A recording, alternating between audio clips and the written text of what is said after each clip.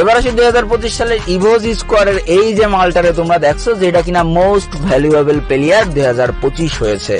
এরে দেখে অনেকে কমেন্ট করছে, ইস বাংলাদেশে যদি এমন একটা প্লেয়ার থাকতো তাহলে বাংলাদেশে হয়তো আজকে চ্যাম্পিয়ন হয়ে যেত। আহারে, এই যে 2025 সালে ইভোজ স্কোয়াডের যে মোস্ট ভ্যালুয়েবল প্লেয়ার হয়েছে তার 7-8 বছরের লাইফ থেকে তোমাদের একটু ঘুরিয়ে নিয়ে আসি।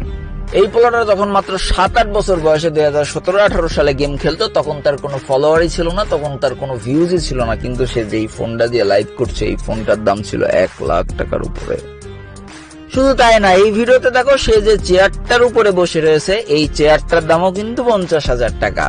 বাংলাদেশের কোন 7-8 বছরের একটা ছেলে যদি তার বাবার কাছে যেয়ে বলে আমাকে 2 লাখ টাকা দিয়ে একটা ফোন কিনে দাও, 50,000 টাকা দিয়ে একটা চেয়ার কিনে দাও, আমি অনলাইনে বসে বসে ফ্রি ফায়ার গেম খেলবো, ওই বাপ কি তাকে এগুলো কিনে দেবে, নাকি তার ঘেটি ধরে পড়ার টেবিলে বসিয়ে বলবে পড়তে বসে যাও?